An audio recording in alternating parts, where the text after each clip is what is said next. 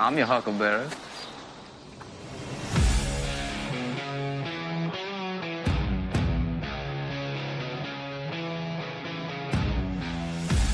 This is the Smoking Guns Podcast.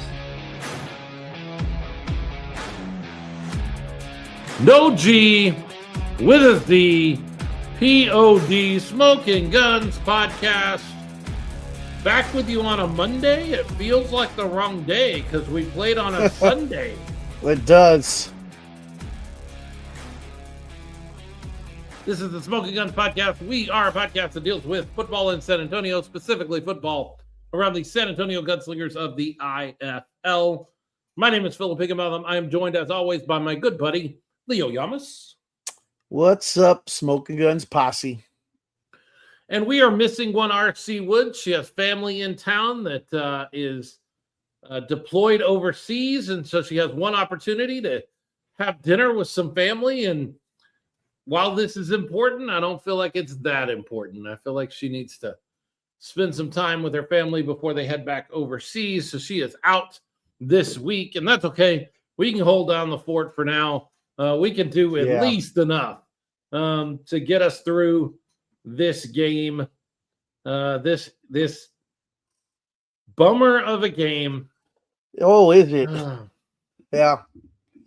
Final game last night. Final game at Freeman Coliseum yesterday, starting at 3 o'clock against the Arizona Rattlers, our favorite team with our favorite head coach, Kevin Guy. And we've got Kevin Guy stories. If you weren't at the game or you weren't, we may have stories that we don't even know yet because we have not heard the stories yet from April Trotter. And I am sure she will be joining us at some point to tell us in the comments some of the stories about her interactions with Coach Guy. But you had some. But ultimately, Kevin Guy comes in with his Rattlers and takes the 64-42 victory. And frankly, it feels like that's being a little gracious to us. I know that you had a big problem, Leo, with that final touchdown. Arizona scores. But even then, 64-42 feels like not the beating that we really took. No, it feels like it was even more one-sided than that, especially in the second half. But yes, I took exception, and any gunslinger fan should really take exception to that final touchdown. There was less time on the game clock than there was on the play clock. There was absolutely no reason to snap the ball whatsoever. That was Coach Guy being Coach Guy. We've talked about what a tool he is in the past, and this didn't do anything to detract from that opinion. You want to talk about somebody being on brand. Coach Guy did not disappoint. He was on brand for you guys. I heard, hey, April, we've been talking about you already. We're sure you have stories to share with us about your interactions with the Arizona Rattlers and specifically with Coach Kevin Guy. 64-42, and it is the end of the playoff hopes, slim playoff hopes that they were. Dashed by our loss. But you know what, Leo? It didn't matter in the long run because Tucson was able to absolutely own Northern Arizona. Oh, they crushed them. And so it would not have mattered. Win or lose, we were going to be out of the playoffs by midnight anyway. But just a rough way to go out when you still have a chance, when you're still fighting. And you bring up a great point. They brought it up a lot in the broadcast. I know nobody that was at the game has seen the broadcast because that's not the way Yahoo Sports works for us. Mm-hmm. But in the broadcast, they talked a lot about the lack of running game for the San Antonio Gunslingers in the second half of the season. And it's just true. We do not have a running back on roster. We do not have a running game. We are very one-dimensional. And that's tough. That's real tough. To score on an offense that's already kind of struggling, even when it had some sort of semblance of a running game. You take that part out of it and make it one-dimensional where the other team knows you're passing or knows you're running a jet sweep to the outside and those are your only options. And yeah, you're gonna struggle. You're gonna have tough time against a good team. So yeah, that's funny. I was at the game, so obviously I didn't see the broadcast, and those were my exact thoughts of not having a running game, and basically the entire second half of the season made things really difficult for our guys. Yeah, I think that was a major issue for the Gunslingers and this offense for multiple weeks. And it showed in this game. I mean, the Arizona Rattlers' first 3 touchdowns were all running touchdowns. So the running game is a part of the indoor football game. Years back, didn't used to be, different rules. Things have changed a little bit, and it definitely is. It definitely is a bigger part of the offense strategy nowadays in the NFL. Yeah, 4 rushing attempts for 4 yards by Ralph Ahmed. Yeah, 4. Yeah, not good. Not good. One was for a touchdown. Joaquin Collazo early in the game taking the lead. Collazo? 3 of them were for touchdowns, but still 4 rushing attempts for 4 yards. Starting to sound like a Jeff Davis commercial. 4-4, 4-4, 4-4, 4-4. That's all we got. 4-4. Call the 4s. Yeah. It was a rough one to see. I mean, turnovers. When you lose the coin, so much rides on the coin toss in this league, because it really dictates a lot of the game. It really dictates how you need to finish the first half, how you have to start the second half, and it's just because it's so hard to get a stop. Yeah, if you lose that coin toss, you're already behind the 8 ball. The most valuable possession in the game is the first possession of the third quarter. Like, it is the most valuable possession in the game. Because if you can play your cards right, you can end up making it a 2 or a 3 per. And look, I don't know how you guys felt in the building yesterday, but at the end of the first half, Kevin Guy comes out and does a onside kick, steals away a possession, and hey, that's the way the game is played, folks. And Jonathan Bain, I realize you guys didn't see it, but on the broadcast, he said everybody in indoor football knows that's a possibility in that situation that you might try to steal. He said we didn't execute, which has been Jonathan Bain's bugaboo all season long. Is there you go, lack of execution. Josh is hitting it on the head. He said we train our guys, and everybody knows that's a possibility in that situation that they may try to steal one from you, and we just didn't execute. And it was a great onside kick, bouncing it off the wall. What a strategy. I don't know why more teams don't kick to the wall and use the wall as that extra chaos, moment and see if they can get it. It worked great. It worked great for them, and they end up stealing a possession, and that was really all she wrote. Once they stole that possession away, scored on that possession, and kept us out of the end zone, coming out of the halftime, and then able to score again, and boom, you're down by 21 points. What are you going to do? That was kind of the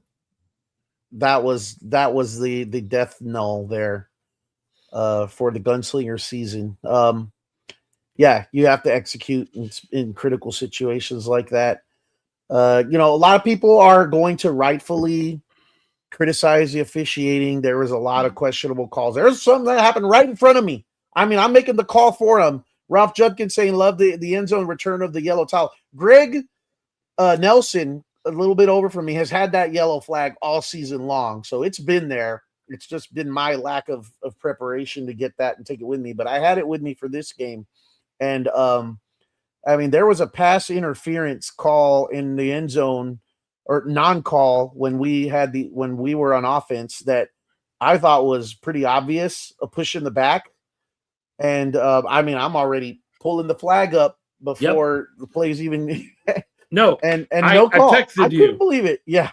I texted you on the broadcast. They actually played that play. Again, nobody can go back and watch this and prove that I'm telling the truth. But they played a low angle shot of that non-pass interference call, which, by the way, the broadcast also believed was pass interference, the broadcast crew. But as he's shoving him down, before the whistle is blown, before the ball is even there, you are looking over and reaching over to grab your yellow towel before the play is even finished. You are ready to call. I'm like, man, put that guy in referee stripes. He knows what he's calling here. Yeah, I figured that out. Look, Kevin Guy, we can give him a hard time. We should. We absolutely should. He's a tool. We're going to talk more about that later. He's a crybaby, but he now has the officials in this game second-guessing themselves when his team is playing. I saw moments where that it had to be a very completely obvious 100% foul for them to throw a flag. And so the ones that you saw the most often, and you see the most often with Arizona, are not the ones that include any subjectivity. They are things like false starts. They get called all the time on false starts because there's a black and white line. If the ball hasn't moved on the snap and you're past this point, your receivers in motion are past this point, it's a false start. There is no arguing with that, and he doesn't argue with those. But if there's any subjectivity at all, he's going to argue, he's going to complain, he's going to threaten, he's going to cajole. And I think the officials at this game have learned that, man, we'd rather just not deal with him. So if it's on the line, if it's barely there, I'm just going to keep the flag in my pocket. I don't want to mess with that guy. I don't want to worry with him. And look, more power to him. It works. It shouldn't work, and that's on the league. But more power to him. He's doing what he's doing to win games and to get his team the best possible situation. So, I mean, in a way, good for him, I guess. If they're going to let you do it, you're going to do it. That is not how a professional league, a professional sports league should operate. There should be zero influence by a coach on an officiating crew. You know, that what you're saying, I mean, makes a lot of sense and I believe to be true because that's what he does. And a professional league should be better than that. That cannot happen.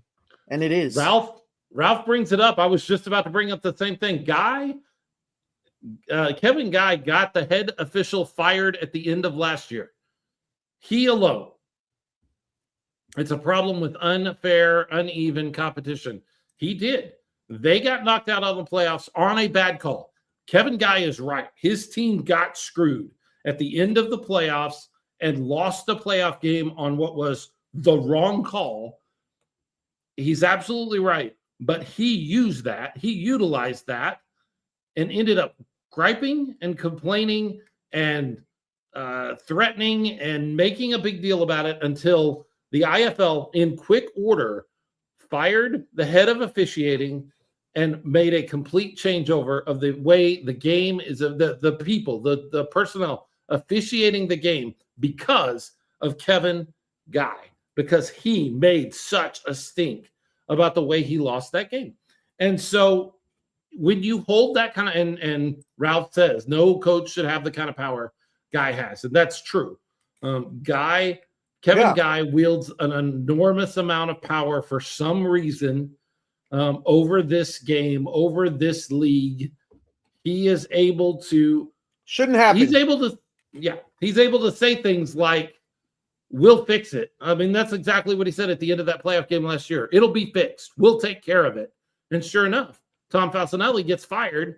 And by the way, I don't know what the officiating looks like this year, because I'm not as hooked into things this year as I was last year on the broadcast.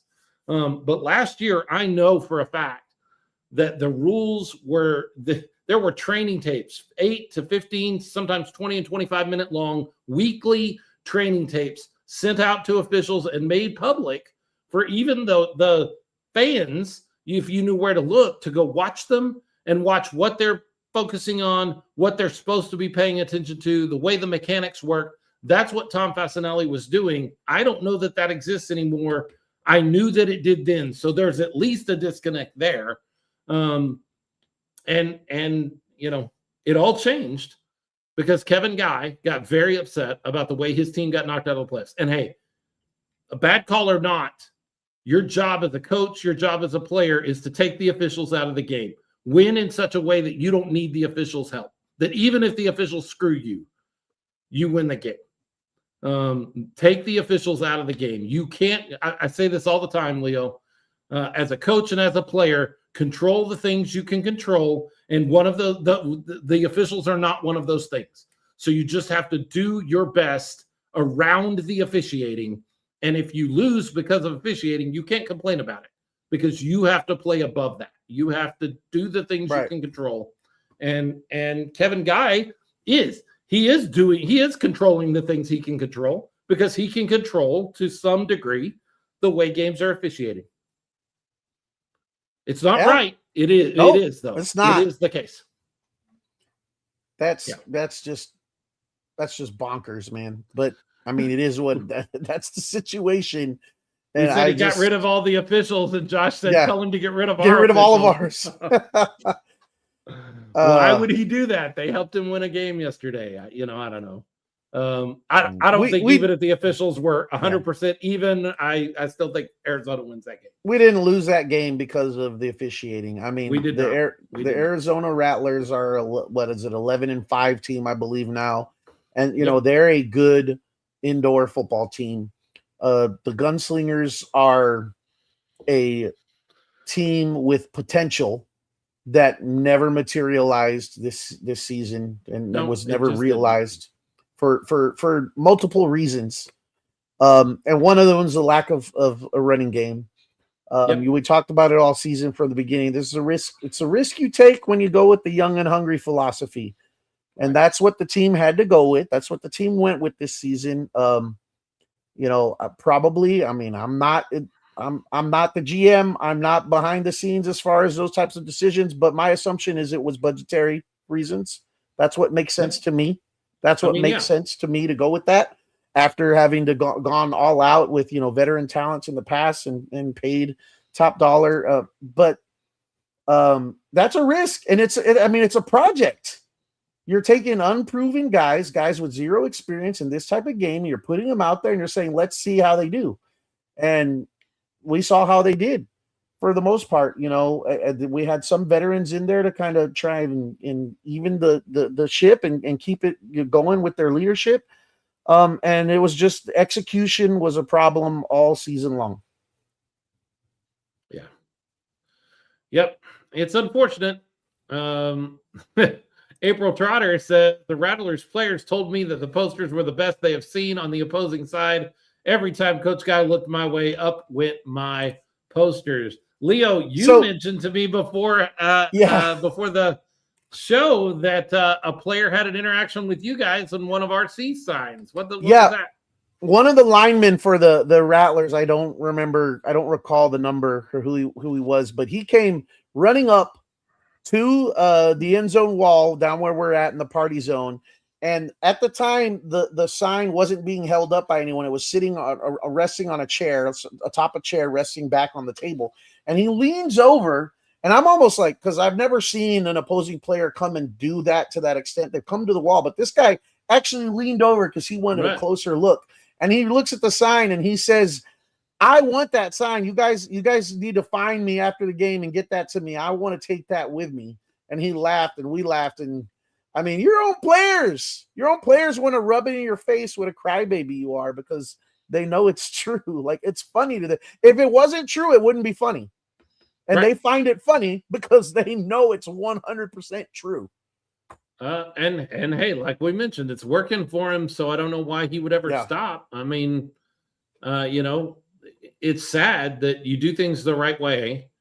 Like so many of the other coaches in this league do, and you can't have the same kind of success Kevin got. Man, in a way, I'm glad that you guys that were at the game can't watch the broadcast because, man, they were chiseling a bust of Kevin Guy for the Indoor Football Hall of Fame all night long on the broadcast, just how amazing of a coach he is and how he's such a mind. He has such a strong feel for the game, and he's just got a mind like a steel trap. And when he challenged, he always knew what he was doing because Kevin Guy knows all the rules backwards and forwards. He may know them better than the officials. And so when he challenges, you can bet there's something to it, which I thought was great because at the end of the game, he loses the challenge.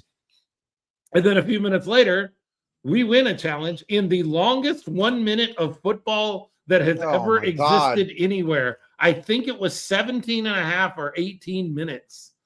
We haven't had a final minute of a game that long since the AAL days, you know? Dude, the game was in hand already at that time. And Coach Guy was getting flack from, down by April Marie, I'm sure on that side over there with the signs. And then he was getting it on our end over here. And on that hit on Collazo. Yes. That the helmet to the high hit on the quarterback that they called the roughing the passer call on. Yep. Which is a penalty on any level of this sport. Period. Yeah.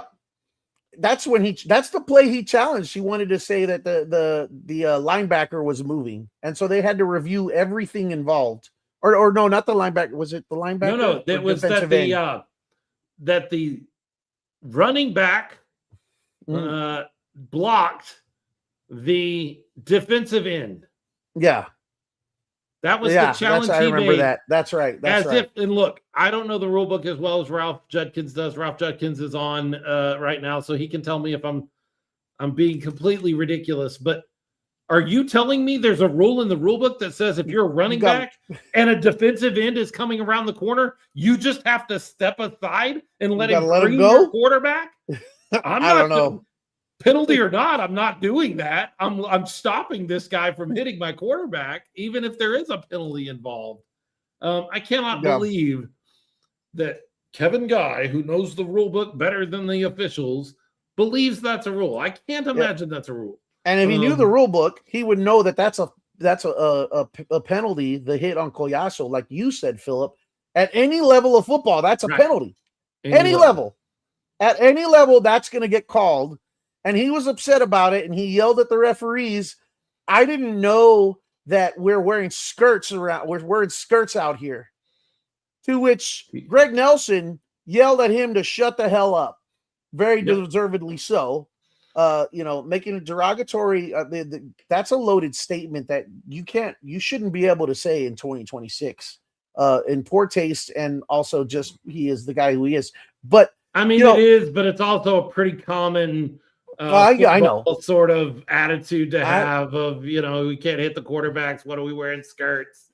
Why not just put flags on them? That's a pretty common football-ism. But it was at that point that he was really getting flack from a lot of the fans down on our end. Some that were on the sidelines. There were some guys over there that were ringing the bells in his head and yelling at him and calling him a baby. RC had her sign, crybaby guy. That she was waving, back and forth at him. And then even after RC stepped away, there was a moment when he was down there and some random young lady that was just off to our right, she turned around and grabbed that sign and pulled it up and waved it at him where you could see it. We're booing at him and yelling at him and telling him to quit crying. And I said, someone change his diaper. And he just glared at us. I swear that last challenge he made, because there was no reason for him to come all the way down to that corner where we were giving him all the crap. While they were reviewing it, he came all the way down to that corner to stand there and just kind of look at us smugly. I took it as like, go ahead. And that was a challenge in the final minute of the game. Yes. On a fourth down where he's leading by 20 some odd points or 17 points or whatever he was leading by. Not a time he needed to challenge. You're going to turn the ball over on downs. You're going to win the game. It does not matter. It's not important. But just to be Kevin Guy, he drops the challenge flag. That was the one where he just drops it, right? He goes and argues with them for a few minutes, and then he just which that's what led me to believe, Leo, that he has got these refs kind of in his pocket. Because what other coach gets to come all the way to the center of the field and have a powwow with two of the five officials and discuss the minutia of the game in that moment? And then once he gets all of their information, he can decide then how he's going to challenge. I'm pretty sure the way the mechanism works is you challenge and you tell them exactly what you're challenging, and they go look for that. Not let me get a brief from both of these officials and see what they saw so I can figure out what my challenge needs to be. That seemed dirty to me. That seemed like, the officials are scared of Kevin Guy. They're scared of this guy. They're scared of this coach. And so they're willing to, hey, coach, here's what I saw. And here's what he saw. And okay, you want to challenge? Okay, coach, you can challenge that. We'll go take a look and see if that was an illegal block for you. It just felt very subservient in that moment because I don't think other coaches get away with that. No, they don't. They shouldn't. April broke another bell this game. How many bells? You say another. How many have you broken this year? Or how many have you broken overall? Not even this year. Overall, how many cowbells have you broken? Out of curiosity. Ralph saying, past the numbers should be a sideline warning, then a violation. Yes, Kevin Guy has the system working to his competitive advantage. And we know that. We can see that. We can watch the game and see that. And that had to be what irked him so much about losing last year in the playoffs is I have these guys. I have this worked out. I have the easier path and the competitive advantage. And for him to lose on a bad call like that look, Leo, there was a bad call yesterday that he got upset about that he was absolutely right on. You told me earlier that there was a deuce that was called no good that was absolutely a deuce. It was good. I was standing right there. And he was mad about it, and he has the right to be mad about it because, that's wrong. That's the wrong call, and they should have the mechanism worked out so that they're able to call that. That's not a hard one. That shouldn't be a hard one to watch whether the ball goes through the uprights or not, Right. No, it pretty clearly, it was right in the bottom corner. But it was definitely good. I was surprised. Well, I thought they called it that it was good. I didn't look at the officials. I just assumed because I looked at the ball as it went through the uprights, bottom corner, just inside. And I assumed it was good. And then before I knew what was going on, I was like, what's going on? And they're like, oh, they're reviewing it. And I was like, what's to review? It was good. And then everyone to my left was saying, no, it was no good. And I was like, no, it was good. Like I saw the ball. Like I was right there standing right underneath it. But, it was just the crowd was great. April Marie talking about breaking her bell. There was a lot of cowbell. She's broken 2 this year and 3 altogether in the last 2 years of supporting the Gunslingers. That's awesome. It was a great crowd. It was rowdy and they were into it all the way to the end with one moment that was kind of surreal. I don't recall this ever happening. I remember standing there thinking, I don't remember this quiet in the building ever at a game situation, but to end the first half when we fell flat at trying to, last gasp effort to score because we really needed to score to finish out that first half. When I think it was on a pass and the ball fell incomplete, it was completely and eerily like it was just silent for it felt like an eternity. Like there was no noise. Everyone was just kind of, the players were walking off the field and the crowd was just kind of deflated. And I was like, wow, I've not seen this happen in here before, that this kind of reaction. I think everybody knew we need to score right here to have any hope in the second half. And it was kind of, that was a moment when we didn't, and we're like, okay, yeah, we're in trouble. Ralph says that silence was hope. That's what it felt like. That's what it felt like. That was the last gasp. If we can score here, and go in down only one possession. Maybe we can turn things around in the second half. April's mentioned a couple of times the Mass Bandit had his drum. He was awesome. And that was great. Reminds me of the days of Jay Washington bringing the giant bell, the giant cowbell. We missed that this season. Yeah. It is what it is. We will not go to the playoffs, and there's more to talk about with the game, I'm sure. Leo, it's an unfortunate end to the season for Tyler Huddle, who Tyler has been one of our favorite players as a show, and he has had such a rough back half of this season. He tries one field goal or one extra point yesterday, and then from that point on, did they try another kick for points?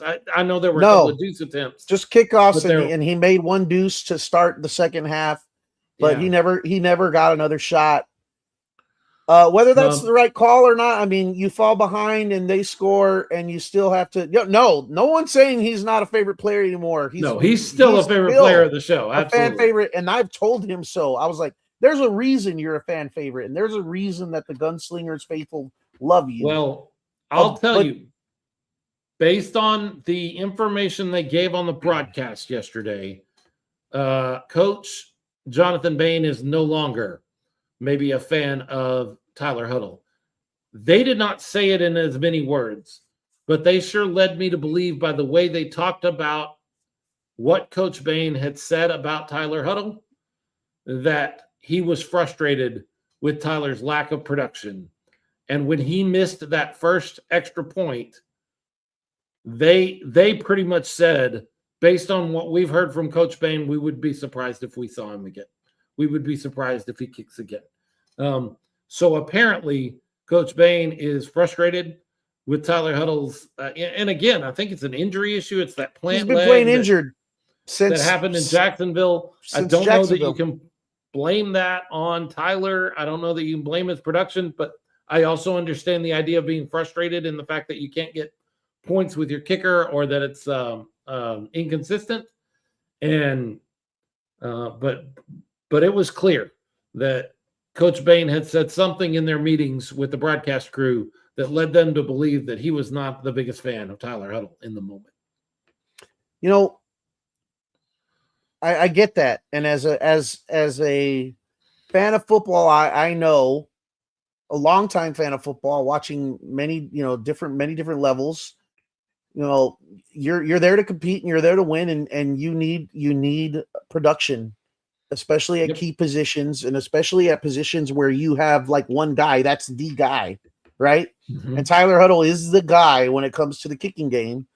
But you know, he's been injured since that on a swollen ankle.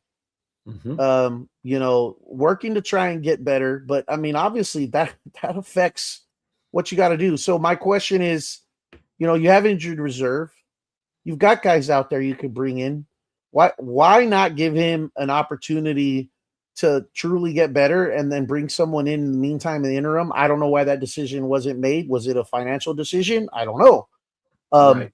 Yeah, we don't have that information.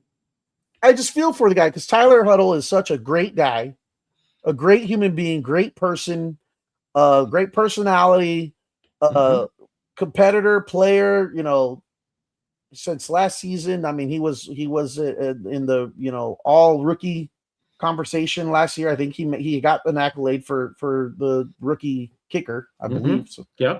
You know, the talent is there. The qualities are there that you want in a gunslinger player. I just said it's just been a rough season for him. And it's been a rough season for the Gunslingers on so many different levels. So this is just another thing. I understand the frustration though from Coach, if that's how it came across on the broadcast. I get it. But I also really feel for Tyler Huddle. Tyler Huddle is my guy, man. Tyler Huddle. You know, we got one more game. And I hope Tyler's out there in this last game and he's able to just kind of silence some of the critics I don't know if he can or he can't. You know, he's dealing with physical stuff. He's dealing with Yep. stuff. When stuff like this is happening, it's in here too. Absolutely. He's And a for human kicker, being. when it's, I Yeah. mean, anybody that does one of those sort of jobs where you have to put all of that out of mind and just kick. Batters that step to the plate, golfers that step up to the tee. You know, you only get one shot at this. You don't get a whole lot of opportunity. And if you get in your own head, you can really get yippee.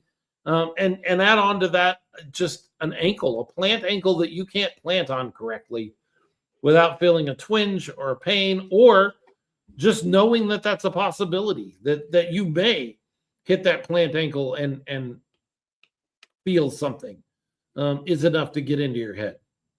It's a rough spot for him to kick from. I understand. I'm like you. I understand Coach Bain going, hey, man, I need you to be better, consistent. I got to have it. What are you going to do? Like, the guy's giving you everything he's got. He's just injured. And I don't know about the injured reserve question. I would imagine that it's probably financial. We know that a lot of decisions have been made this year to try to keep the budget as close as they can, because, I mean, let's look around. The crowds are great and loud, but let's look around Freeman Coliseum at each one of these games this season. We can't look at this crowd and go, wow, they're making enough money. They should be able to, go get a kicker for a couple of weeks. I don't know that that's the case. Yeah. I don't know that that's true. And it is what it is, but finances is a thing, and you can't expect somebody to just lose buckets of money on putting together a football team for San Antonio. It would be nice if somebody had that kind of money and that kind of just will to spend it and get rid of it. But I don't blame anybody that looks at it and says, hey, we gotta at least stay as close as we can to even. So yeah, I don't know what to do about that. It's tough, man. I feel for everyone involved. Yeah. Sadly, as a kicker, you don't get many chances as a QB, and you're as good as your last kick. And that's true. That's absolutely true. It's unfortunate for Tyler. We're still big fans of Tyler Huddle, and we want the best for him. And we'll see what happens going forward. He's got one more game to try to get the monkey off of his back and go into the offseason with his head held high. He should do that no matter what. No matter what happens in Iowa on Friday night, he should go into the season, off season, with his head held high and be proud that he gutted through this last half of the season hurt. Because there's a point where you can just go up to coach and say, I don't have it. I can't do it. You're going to have to do something else. And he has gutted through and tried to battle through and be there for his team when he can and do everything he can do. He's just missed the mark a little bit. Yeah. I'm not sure what this means, but I'll throw it out there. Kevin Lewis says being better is a dish that can be passed around with seconds around here. Yeah, I think I understand what you mean. It seems to be the thing that we say a lot better is people need to be better. Look, in the long run, if you go back to the beginning of the season and you look at what we're putting out there, a rookie head coach, a bunch of young, hungry players that are most of them, Leo, am I right in saying most have not played the indoor game before? Yeah. If you look at that and you tell me realistically 5-11, I can't imagine I would have loved that answer, but I can't imagine that I would have told you were 100% wrong either. So, it's not great.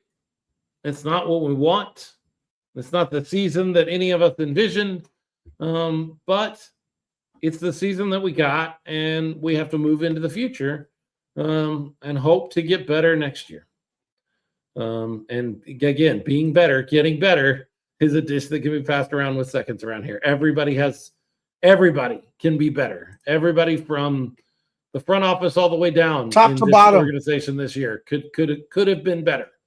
And some of them own that. I mean, I talked to Jonathan Bain yesterday after the game. I talked to him on the phone, and he's just as broken up about how this season has gone as anybody else.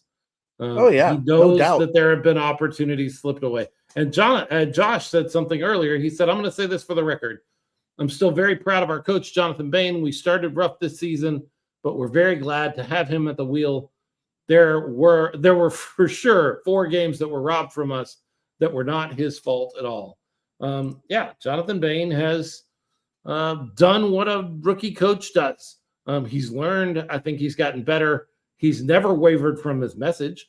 His message has been the same. It's been execution all year long. We need to execute. We've got to execute better. I worry about leaders who are constantly changing their message, saying one thing, and then when that isn't the problem anymore, they change to this thing, and then they change to that thing, and that to me is always blaming. That's blame sharing and like trying to find the right thing to blame. When your message is consistent all year long, we need to do this, and this is what we're not doing. I find that's good leadership, in my opinion. You're pointing out the problem. Now, some people would look at that and say, okay, you're the head coach, fix it. Fix the execution. And they wouldn't be wrong to say that that's his job to fix. And, I don't know. He's in a way done what he's done this season with one hand tied behind his back might be a little strong, but he's definitely had some challenges that he's had to overcome that were of no result of his own doing, and had to work with what he could. And I give him credit for doing what he's done. Don't always agree with the decisions he made, but he's a football coach and I'm a fan, and there's reason for that. Right. But I have tremendous respect for him as a competitor and a leader and just a human being, a person, for as open as he is with us and genuine. Yeah. There are very few people in his profession that are as genuine as he is. That's my opinion. I agree. We have had 5 or 6 head coaches, Leo, of the San Antonio Gunslingers. If you count Tony, and I think you should, he was the head coach for a game and the very first offseason. But you had Tony, you had Coach Q, you had Fred Shaw, Tom Manas, James Fuller, and now so this is the 6th. Coach Jonathan Bain, by far. And I'm not disparaging any of those guys. Some I think are more or less genuine, but I'm not disparaging those guys. But I'm saying about Coach Jonathan Bain, the most genuine and communicative coach that we've had. He has always been willing to take a phone call, to call me, which very few of them did. Tom Manas used to call me. And what did he call you? Boy, did he call me. No, he would call me, but Tom Manas would call me when something really good, when he had a feather in his cap and he wanted to strut around a little bit. So after a big win, or he had signed a player that he was really excited about, Tom Manas would call me and he would kind of strut around with that information. And that's fine. I mean, hey, you're proud of yourself. You're excited about what's going on with your team. That's not a bad place to be. Jonathan Bain has always been willing to accept my phone call, accept my text, come on the show. He's come on the show for big, huge swaths of time, and he's got a fiance and a soon-to-be stepdaughter at home that he should be spending his evenings with. But he's calling into the show and spending time with us. I've really appreciated working with Coach Bain this season. So I like Jonathan Bain a lot, and I'm glad that we've gotten this season with him. Ralph Judkins says count up the GMs. No, thank you. I could, I think, but no, thank you. It's less. It's less than head coaches. I can tell you that much. It is less, but also count up the experienced GMs. Much less than the head coaches. Yeah, absolutely. So we move into next week, and it's not even next week. It's so funny. I think we brought this up at the beginning of the season when we looked at the schedule. Our second to last game is on a Sunday night. They are rarely on Sundays. They are usually on Saturdays. But we have a Sunday night game. And then the next week, we have a short rest week, and we go to the Iowa Barnstormers. We go up to Iowa, and we play on a Friday night. Yeah. April Marie is asking about a watch party. This is something that Ralph Judkins is the king of putting together. But I will tell you, April, I'm not making excuses for anybody. I'm just telling you the realistic thing. And Ralph says he can't. I don't know if that means that he can't or he's already reached out to Matt. But what I was going to say, April, is there is a big difference in the restaurant business between Saturday afternoon and Friday night. Friday night is a big time, I would imagine, for Matt over at Matanga's. And I would not be surprised if Matt says, "Woo, that's a big ask. You're asking me to take up a lot of time and a lot of space for the same group of people and pay my folks overtime or extra time because the game will run longer than we're open." So I'm not surprised to see Ralph say it can't happen. I don't know if he means that he's unable or he's already reached out to Matt. He'll tell me in a minute. I know Ralph well enough to know he'll let me know what can't means since I've asked. But it doesn't look like that's going to be able to happen. Wait, what? Philip is correct. He pays me to say this. I do not pay him a dime. I can't afford that. But I am correct about most everything. I think we all know that. Coach Jonathan Bain, y'all are awesome. I appreciate y'all and every single Gunslinger fan that supports us. I sincerely apologize this season didn't end up the way we wanted. Much love and respect for all those that supported us through it all. Coach, if you've been listening, you've heard what I said about you, and I'm glad you heard it. Really respect everything that you've done this season. Haven't always agreed with you. And I've told you that. And I've told you there are times that I would have done something different, and you've come back and never apologized or wavered with what you decided to do. You've always made the call you thought was right and then defended that call. But that doesn't matter. There's a difference between a coach that I always agree with and a coach I respect. And bar none, I respect you fully as a coach. And I'm excited to see what your future looks like. And Coach Bain listens to those criticisms or those disagreements, and he'll tell you why he disagrees with it, but he doesn't take it personally. He doesn't get upset with you for disagreeing with him, which cannot be said about a lot of people in his profession. I can tell you stories about one guy that will argue with you when you disagree with him, but is not nearly as gracious or willing to allow you to have your own opinion when you disagree with him. We already talked about him once tonight.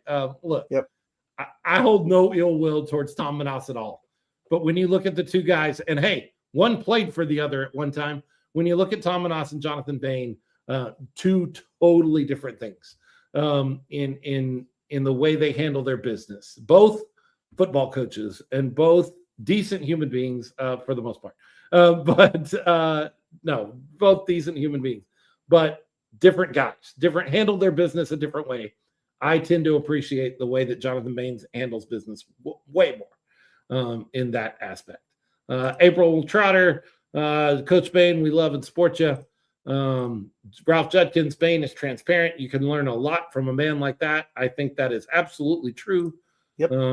And then this lady, do you know her, Leo? I think so. She might be related. Dolores Yamas. We've got a lot of stories about some of our past coaches. Yes, ma'am, we do. We do. Some great stories, some good stories, and some stories that we don't get to tell nearly often enough. Maybe someday soon we'll get to sit down and tell some stories. You know what I regret about Coach What's that?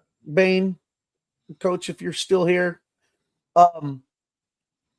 I love this platform where we've gone and we've been able to interact more with our listeners and our followers, and we'll do this show. I mean, that's really been what's kept things interesting. And I mean, we've come into shows talking amongst ourselves, myself with Philip and RC prior to the show, and we're like, tonight's going to be probably a short one because we don't really have a whole lot to go and say on this week or this game, or and then we come out, and because of your interaction and what you have to say and what you have to comment on, we end up going out for the full 2 hours, stretching it out, For sure. And so that's been great. But one of the things I miss in the past is the meeting in person with some of our Gunslingers coaches and players and stuff. And we've had in the past where we all got together here at the house where we're recording, and we had Coach Shaw on several occasions, and some other coaches come and hang out with us and break bread with us and interact. And I really wish that we had an opportunity to do that and just hang out with Coach Bain and just talk football or talk life and do stuff outside of the restraints of the show or at the Freeman Coliseum. I wish we had a chance to do that this season. Who knows? Maybe we'll get a chance in the future to work something out where we'll just hang out. Yeah, Lily, she loves to grill. Ashley says, Jonathan Bain, we don't blame you. You can't control the officials and their stupid calls. If we would have won the 4 games that were robbed from us, we would actually be 9-7. Leo, we talked back and forth all day long about how to handle this. I'm just going to kind of throw it out there. And I'm sorry if I'm doing this the wrong way. We've learned at the Smoking Guns podcast directly from sources that Friday night will be Coach Bain's last game as the head coach of the San Antonio Gunslingers. The organization has decided to step a different direction. Coach Bain is cool. That's why we had a big, long conversation last night. He's good with the decision. He's ready to move into the future with some other opportunities. But it feels like we're dancing around it and we're talking around it. And I know several people know that it's out there. Certainly some fans know about it. And it just felt weird. It was starting to feel weird that we were just kind of talking around it.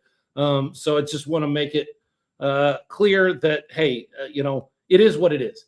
Organization wants something different than what they're seeing. Jonathan Bain is ready for a change. And so I wouldn't call it a mutual decision necessarily. But both sides have decided that it's time to move into the future in a different way. So Friday night, Coach Bain is going to take the field with his team, but that's going to be his last time as the head coach of the Gunslingers. That's a bummer for me. I've really enjoyed my time with Coach Bain. I hope to continue to foster a relationship with Coach Bain. And I hope that this isn't just a gunslinger thing, but that we have conversation beyond this, because I really respect him. And I'm glad I've gotten a chance to know him over the past 2 years. Here's the thing. Jonathan Bain last year would spend 20 minutes on the field talking to me before the game, warming up quarterbacks, because he loves the game of football, and he knows I love the game of football. And so we would just chat and talk as he's warming up quarterbacks. Just because he loves it. I've never had any of our coaches, position coaches or head coaches, that before a game are that in love with the game that they will just, hey, you want to talk football? I love talking football. Let's talk football. And we would just talk and chat. It was really incredible. And so when he was announced as the head coach, I'll be honest, part of me was very excited because Coach Bain's going to be the coach. I love that guy. Part of me was like, he's a little young and he doesn't have head coach experience. He's going to have to learn on the job. I really believed that the decision to make Jonathan Bain the head coach was a long-term decision that would not necessarily be fruitful here in season 1, but off into season 2, season 3, maybe even season 4, you would see growth. I think we've talked about it that way all season long. There have been some shakeups in the front office and some things have changed there. And so I think that they have just kind of changed direction, and it is what it is. We move forward. No, somebody asked, do they have a replacement already? No, not as far as I know. I haven't heard anything to that. And then they should have let him stay at least 2 years. I am never a fan, ever, on any level of the game. Never a fan of changing coaches like a revolving door. You have to let guys get in. You have to let guys establish their system, bring in their players, do their job for multiple seasons before you can see what you have. The Texas Longhorns, which I'm a T-shirt Longhorn fan, did this for the last few years, where they got rid of Mac Brown, they brought in Charlie Strong, they kept him for 3 years, they got rid of Charlie Strong, they brought in Tom Herman, they got rid of him after 3 years, they brought in who am I forgetting? There's a guy in the middle of all that. They brought in another guy that I can't even remember his name now from Houston. They let him go after 3 years, and they got Steve Sarkisian. And it's just this revolving door every 3 years. You don't let a guy get in, get established, get his program in place, and you're changing your mind again. I don't like it. It's not my favorite thing. And so this particular decision irks me a little bit, because I really think the dividends would have paid off 1 or 2 or 3 seasons from now, not here. Leo, I've talked a lot. You got anything to say about any of this? Irked. You use the word irk. Irked. I'm a little irked. That's a apt adjective. Disappointed, frustrated. As a fan, beyond frustrated. As a team that, as a fan, as a team that we follow and we love and we want to be successful, and that is the bottom line of any organization. You want success. But knowing what we've known as we followed this team through this season, and knowing the philosophy going in, the young and hungry players, and bringing in this guys, it was an experiment. And with an experiment, you got to let it run its course. You got to see what happens. You have to show some patience, and you have to understand the high possibility of failure, because it's an experiment, and then you adjust according to that. And a lot of time, most of the time, in competitive sports at a professional level, that takes more than one freaking season. Yep. I don't know. I understand the desire for a championship and success and playoffs, and we all want that as fans, but I don't understand the decision for so quickly on this type of on the coaching carousel. No one's ever been successful swapping out head coaches with the amount of frequency that our Gunslingers have done to this point. There has been decisions where it had to be a decision that was made, and we get that. But I this decision really kind of hits me right here as a Gunslinger fan, and irks. That's a good word for the situation. I am irked. I'm thinking about what's that move? The Gladiator. I am vexed. I'm vexed. Joaquin Phoenix. It is what it is. I'm not, I'm not setting up the bonfire out back in the backyard and lighting my gunslinger gear on fire or anything like that. I am hoping that the next step we take is a step for the future. Hey, we don't know. We don't know what the situation is inside Gunslinger Nation. This may truly be the best move forward. There has been a change at the front office, and maybe whoever is making the calls there has a guy in mind and wants to bring that person in and leave them in place for a few years and have that sort of stability and consistency going forward. And they just don't believe that they can do that with Coach May. I don't know. I don't know. I haven't gotten that side of the story yet. I know for a fact that this was out there. I know there were fans last night that reached out to me that asked if I knew this was true. I did know that, but it felt like we were having so much conversation about Jonathan Bain and talking about how much we loved him that it felt disingenuous to know what I knew and not let everyone else know that, hey, there's going to be a change, and that's okay. It's not the end of the world. Jonathan will be fine. I think that's the first time I've ever called him Jonathan, and that feels weird. Coach Bain will be fine, and the Gunslingers will be fine. They will just be fine separately. They will be fine on their own pathway. And I am like you, Leo. I feel like this decision should have gone a different way. I really would like to see year 2 or year 3. I would have liked to have seen year 2 or year 3 of Coach Fuller, frankly. But when they made the change from Fuller to Bain, I was like, okay, we're moving forward into the future with a new guy, and we're gonna go forward a couple of years into the future with somebody new and fresh ideas. Okay, I'm on board with that. But I would have liked to have seen year 2 or 3 with Coach James Fuller, right? Frankly. A big part of fandom, especially true fans, is loyalty. Mm-hmm. And as a fan, you need something to be loyal to.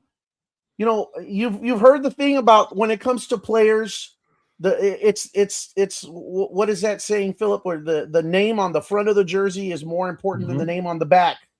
Yep, that's true for players. That's not true for fans necessarily, because feels like the Cleveland Gunslingers. You know, fans need something to feel an attachment to be loyal to, and you know, Kali Rashad. Thank God for Kali Rashad. The first several seasons of this organization, you know, and there's players that we can grow attached to and really follow and really support. But at this level, there's a high turnover at the player position, and that's understandable. That's understandable. That's something that comes with the territory of an organization at this level. So you got to have some consistency somewhere. And this organization has not taken that path of consistency and just let it grow and let your fans grow with it. Yeah.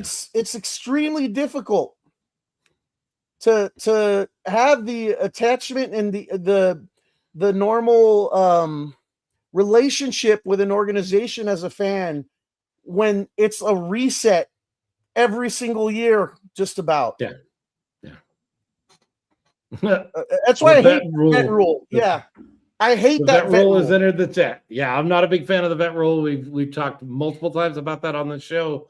The rule that requires you to keep your veterans who have played in the indoor arena game 3 years or more. You're only allowed so many spots, 7 or 8, I think, spots of veterans. You're not allowed to keep guys around for. You can't build a team, which is how that started. There was one team that built a team that was a powerhouse team and just ran through the competition every year, and they wanted to try to break that up. And so they came up with the vet rule, and I don't like it. I don't like it.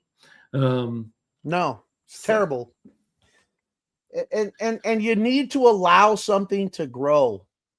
Like, you don't get success overnight. Very rarely do you have success overnight in professional sports, and it takes seasons. It takes building on something, and when you blow it up and start all over again every single season, you're really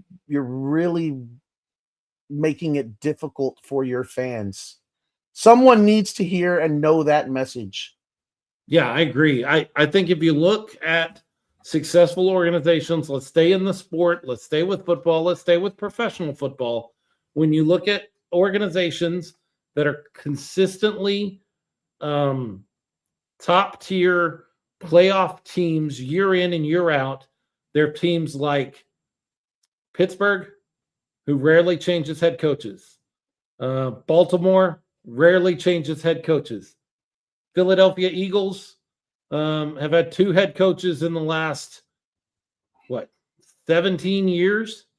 Kansas City Chiefs have had the same head coach for 7, 8, 9, 10 seasons, something like that with Andy Reid. These are the successful franchises. You look at the least successful franchises in professional football, the Cleveland Browns, the New York Jets, the Tennessee Titans, and go the Oakland, not Oakland Raiders. What are they now? The Vegas Raiders. Go look at their head coach roster and see how often they turn over head coaches in those programs. Look, correlation is not causation. I understand that, but I tend to believe that those numbers, those data points are more related than just correlation. I think the teams that stick with their guy through thick and thin and let them build a program and have an identity in their head coach and their front office tend to be more successful than organizations that constantly try to scratch the lotto ticket and win. And I'll throw that one away and I'll grab a new lotto ticket, a new scratcher, and see if I can win here. And that kind of feels like this strategy is just, I got to grab another ticket and scratch off maybe this one. Maybe this combination will be the winner. Maybe pulling the arm on the slot machine this time will bring me 3 cherries and I'll get to win. It just doesn't work that way. It doesn't work that way very often. Ralph said this comment here. I want to address that. He says, I don't disagree with him. In the IFL, the brand is the team, not the player, not the coach, the brand. Yes, I understand that, but you have to let your brand grow. You have to let it develop. You can't just blow it up so many times and expect to have some magical formula for success from one season to the next, starting completely from scratch. I mean, I'll use the Spurs example. You have what many people might consider right now the best player in the world. I see you like, oh, We'll see. Victor Wembanyama, and surrounding him with countless other first-round draft picks and talent, and they have yet to win a championship. They made a serious run this season, but they had their struggles. Did they blow it all up? No, you can't do that. It just. But some of you Spurs fans wanted them to, even after making it to the finals a year before anybody kind of thought they could. I saw Spurs fans like, we need to get rid of this head coach and get a real coach. That's not the way this works. That's just not the way you have success.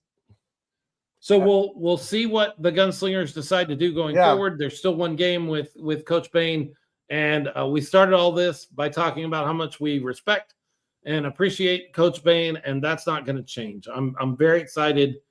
Wherever he winds up next, I can tell you I will own a little gear from that team because I'm a fan of Jonathan Bain, no matter what logo is on his polo shirt. I'm a fan of Jonathan Bain and who he is. And we'll nothing. No, we're not talking about the Cowboys firing a head coach after winning the Super Bowl. There's no reason to talk about that. That's not the same thing. Okay, it is the same thing, but that's not the point. Okay, it is the point, but I don't want to talk about it as I sit in my Cowboys fan area. Chase, you've got as much information as I'm going to give you at this point. He will not be the coach. He is coaching his final game on Friday night. That's as much as I can tell you. That's what we know. We have not received a statement from either Bain or from the team, and so I can't tell you how they would characterize that. I just know that he will not be the coach after Friday night's game. That's all I can tell you. Matt Bennett's getting off on the Broncos here. The Broncos have had 3 different head coaches since their last Super Bowl. He still blames Fox. For the okay, I was thinking John Fox. Yeah, the coach of the Broncos. Yeah, but no, he's talking about the Spurs championship run. You don't need to blame Fox. You don't need to blame Wemby. You don't need to blame the coach. You need to realize that the Knicks they were the better team. They were the better team in the finals. We went through that a couple of years ago when we still had Luka. We went up against Boston. We had a great team, Luka and Kyrie. We went up against Boston, and Boston was just the better team. Sometimes that happens. Sometimes you just run up against a team that is just playing better basketball in the series, and they win. You had your chances.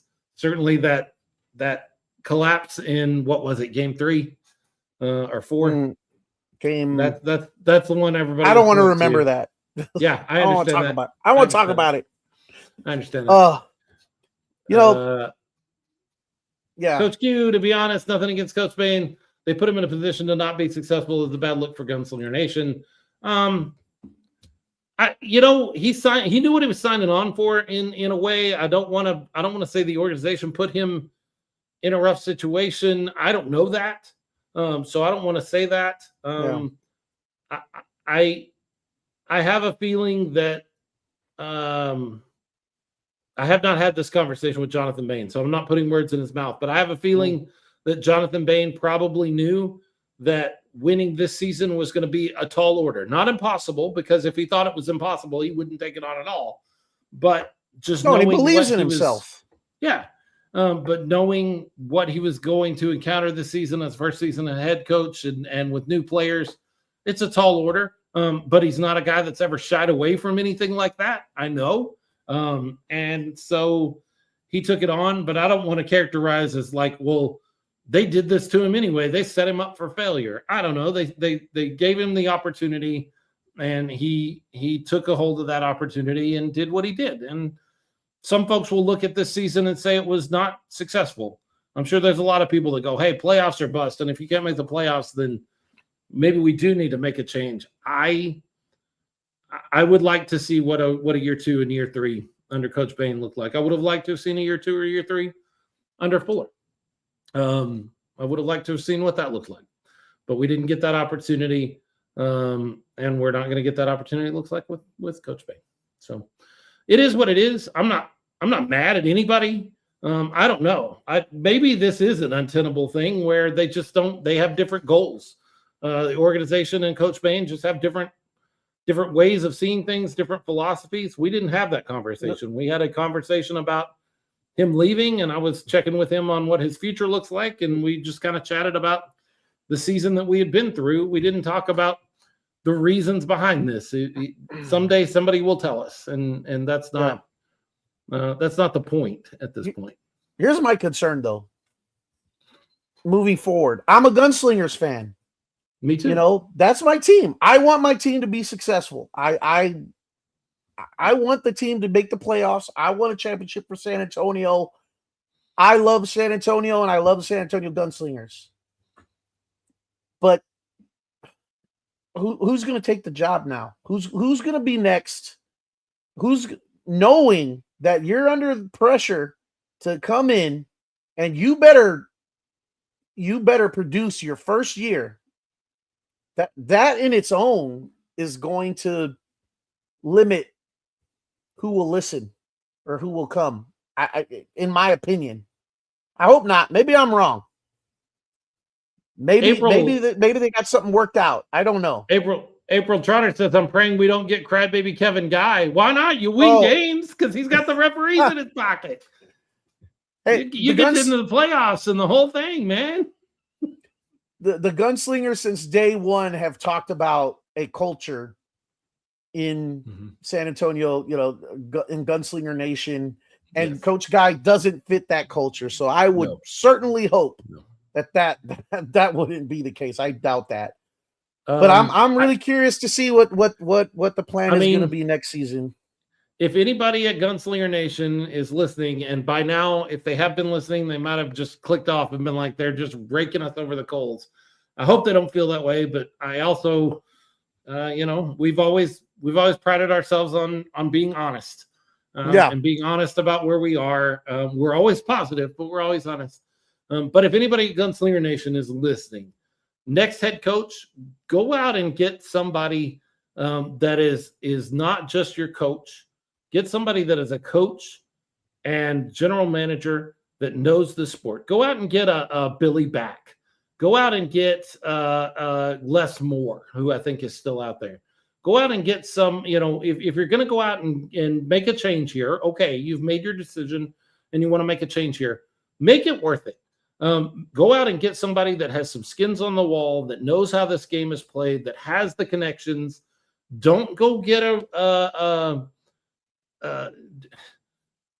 don't just go get a guy. Get a guy that can lead the football operations of the team. From the general manager all the way down. Get the guy that can build the football culture. You want to build the other culture. You want God family football. You want the red, white, and blue. You want that culture to be part of the. I agree. I am all with you. That's the Gunslinger brand, and that's what it should be, because that's what you want it to be at Gunslinger Nation. Absolutely. I am on board with that 100%.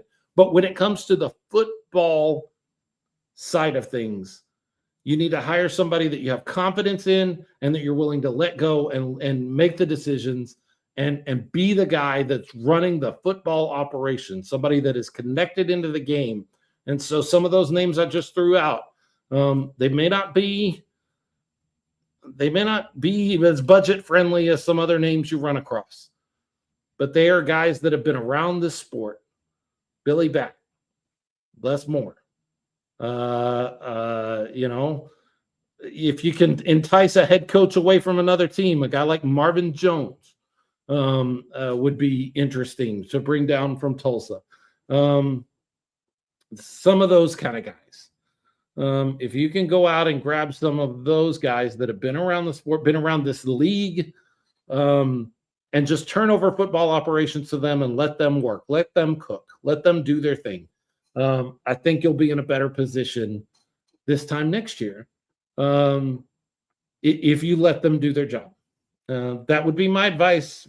It's not my team. It's not my toy. It's not my money. I don't get to tell you how to play with your toy, but that would be my advice and we laugh and we joke about Kevin Guy. Look, Kevin Guy has ownership stake in two different teams, and neither of them are the Gunslingers, so he's not going to be coming here. I'm sorry, he has ownership stake and his wife has ownership stake in another team. He's that's different. He's not going to be coming here, but honestly, a guy like Kevin Guy, a guy that has skins on the wall, that knows the sport, knows it well, and can be a good, solid general manager and head coach for you and run football operations. Like, I don't want Kevin Guy here either. I hear what you're saying. The fans out there that are Dolores said, oh, hell no. We don't want Kevin Guy here. But a Kevin Guy-like person that has that kind of knowledge about the game and is that, sure. That's the kind of person I think, I keep wanting to say Guy, but that's his name. That's the kind of person I think you go and grab if you're making a change here. You've asked a couple of times, where's RC? She danced great at the game yesterday in the Timeless Clinic. I know that she had a great time at some point. And she and April probably both. April Trotter had a great time doing that. RC is taking the night off to spend have dinner with some family that is deployed overseas and happens to be in San Antonio tonight. So she is taking an opportunity to spend some time with family before they go back. And so we graciously gave her a PTO day and let her have a paid night off. She's getting paid the same as she usually does for doing the show tonight. She's getting the same check. We didn't count this against her. This isn't an unexcused absence. She's excused, and that's the deal. Find someone, Coach Q says, that maybe in Texas knows that game and can play this game like playing chess. April Trotter, we had a wonderful time dancing with the cheerleaders. I bet you did. I bet you did. That's a really cool. I can't wait to see how that continues. The Timeless cheerleader clinic. It was a great idea, and I hope they continue to do that. It went so well. We talked to April Stubing after the game, and she did mention that she's like, well, I guess this is something we're just going to have to add to the list to keep on going, because it went even beyond their expectations. It went so well, and the ladies had so much fun. So, and that's great. That's awesome. So one more game on Friday night. I got good news for you, Gunslingers fans. amid all the bad news that we brought today, we get bumped out of the playoffs, the situation with Coach Bain, all of these things that we brought you. I'm bringing you good news. You should beat Iowa, even amid turmoil. There's no reason that the Gunslingers should not go into Des Moines and beat Iowa. Let's go out on a high note. We are absolutely the better team on paper, no doubt. I cannot imagine, unless something really weird happens, I cannot imagine that we can't go out there and be competitive. This is a New Mexico kind of team. This is a team that you can tune up on. And if you have a good solid game, you should win. No doubt in my mind that they should win this game, go out on a high note, 5-11. Not the season we wanted, but hey, they're not all winning seasons. They're not all playoff years. You don't win the championship every year, you know? Excuse me. Mass Bandito, I don't know if you saw this. The guys from the electric company that were on the field had me cracking up. I love the dedication and determination to promote their business. So, yeah, that I don't think that made it to the broadcast. Probably it happened during a break, but the 6 shooters obviously did some pre-game rehearsing and work with these guys from I wish I remembered the name of the electric company, but they're a partner, they're a sponsor of the Gunslingers, and there was the guys from that electric company that went out there and danced with the 6 shooters nice. I think it was Thunderstruck, if I'm not mistaken, by AC/DC. And they were great. And then they ended Victory Electrical. Thank you, Casey. Yeah, TikTok famous. Yeah, they went out there and they sure did dance their butts off. And they had the kicks going and everything. And then they ended with the splits. All of them. Yeah. That was pretty crazy and fun to watch. Yeah, Victory Electrical. Crazy stuff. This is the kind of stuff that the Gunslingers do behind the scenes every season and do very well. Yeah. There's a reason that we talk about the best indoor football experience. Wins or losses are important. Like, I'm not going to sit here and say, hey, it doesn't matter if you win or lose. It does. It absolutely does. We all would rather win than lose. But there's something great about going to a sporting event and having a fun experience no matter what the game is like. Minor league baseball games, I've been to a ton of them. I can't tell you the last game, whether the team I went to watch won. They did not. I went to Corpus Christi and watched them play the San Antonio Missions, and Corpus Christi lost. And I was kind of on the Corpus side during that game.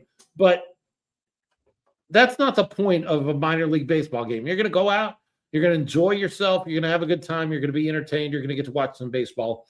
In the same way, the Gunslingers have always been an entertaining product on the field, even on the days that the football team doesn't get the win.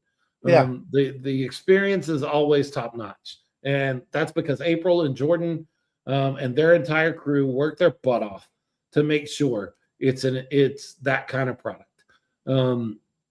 They put a lot of work into it. I know that they are I haven't seen anything from either of them tonight. And I think that probably means they have disconnected a little bit from Gunslinger World, because for the past 18, 19 weeks, exhausted. Mm-hmm. They've been exhausted because there's always a game coming. I joke about my job. And what's funny about being a pastor is no matter where you are in your week, Sunday is coming.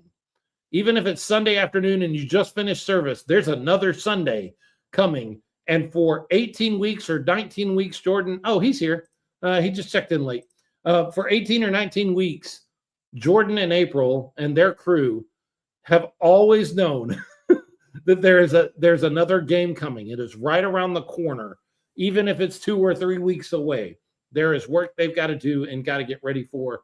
And on times like this, where they had 2 home games back to back, what a night! I don't want to say nightmare. That makes it sound terrible. And they enjoy, I think, on some level what they do, but it's hard. It's a lot to put together. It's a lot of moving pieces, and they do a great job putting together a great experience for the fans. I wish more fans would show up and be a part of it. Yeah, they and their team put their heart and souls into it, and their bodies. It's physical, and a football. He's camp. right. They did a football camp in the middle of those. They did 2 home games and a football camp right in the middle of all that. Wow. Yeah, and it shows if you see them after a game, any game, a home game, you go and you see them out there, they look absolutely spent. Yeah. But they're joyous. They're happy to be there. But yeah, much deserved rest coming up for them. I really hope soon. Let's get back to the drawing board for getting prepared for next season. But take a vacation, guys. Enjoy yourselves. Pam Rackler checking in with it. The boss. I mean, look, Don's the boss, but my guess is Pam is also the boss. Jordan and April are more than amazing. Nobody has any idea how much they put into this team. I would echo that.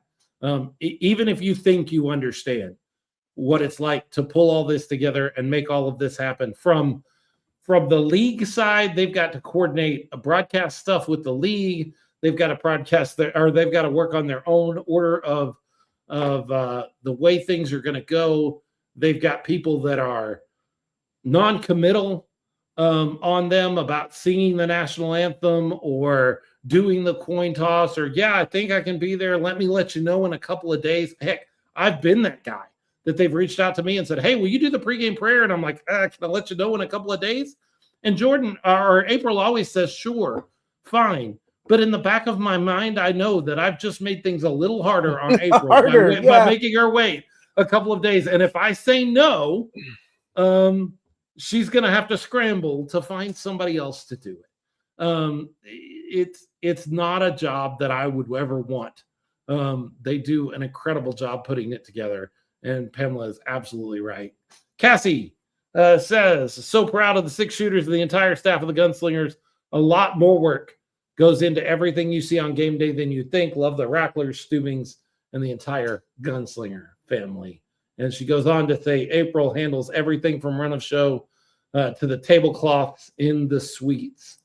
That's not a crew that goes out and sets that up. And today there was some video that came out of the field getting taken up in the Freeman Coliseum now that we finished the final home game.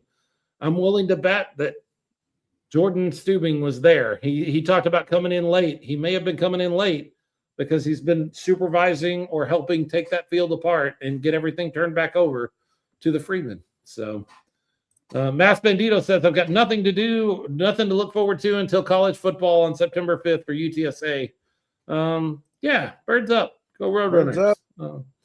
I love Roadrunner football. I hope they right the ship. I'm a big Jeff Traylor fan. Jeff Traylor? Did I say the right name? I think I said the right name. Coach Traylor. I'm a big fan of him. I actually live really close to where he won a bunch of or his high school football championships. Gilmer is about 35 minutes from me here in Mount Vernon. And when I drove through Gilmer to get here the first time, I was like, hey, here's Gilmer. This is where Coach Traylor's from. So it is Jeff Traylor, by the way. You're spot on. Love UTSA football and excited to see college football and the NFL. Hey, one of the great things about the way this schedule's set up, we've said this before, I think we say it every season, Leo, is this IFL season carries us through. And now, as the IFL season begins to wind down with the final week of play, of regular season play being this weekend, and then into the playoffs, we're going right into training camp for the NFL. And I know some people, Ralph Judkins is about to pop on and go, I don't pay any attention to the NFL. Good for you, bud. I do. I love the NFL. I love college football. I love high school football. I love all of those versions of the game. And as this one begins to tail off and wane, that one is getting ready to pick up. I love the way this schedule works for me. It works out great flows perfect. Going right into the NFL. It's time to be excited again, unless you're a Jets fan. like Michael Benjamin Sr. I'm sorry, Michael. I'm sorry, Michael. He's it's so coming. excited about the NFL, and he's a Jets fan. Here come the Jets. Here comes the Jets season again. You might want to just stock up on some beer so you can drink your sorrows away. April Trotter wishing Pam and Don a happy 50th anniversary, and I did not realize that was here, but I will also echo that. That is an exciting number. My folks, my parents, will celebrate their 50th wedding anniversary next year, and we're already working on the plan for their party and celebrating that with them. That's a huge milestone. That's an exciting milestone, and congratulations to y'all. Yeah. Chase Risman, there's somebody who would like to come on the show right now if there's enough time. It's not me. I would need more information about who it is. You can text me. I think you have my number. And we'll see. Pam, thanking everybody for wishing them and congratulating them on 50 years. It is a milestone, and it is not a milestone that everybody gets to. So congratulations to you and Don. We appreciate you guys and everything you do for the Gunslingers and all of that. There might not be a Gunslingers organization today. There likely would not be a Gunslingers. There would not be a Gunslingers organization without Don Rackler. Whatever you might, that would not be the case. It would not exist without Don and Pam Rackler. It would not be a thing. This thing that we gather around and we get to kick and cuss and gripe about a 5-11 season or a 4-12 season and changes in head coach and changes in the front office and all of that stuff.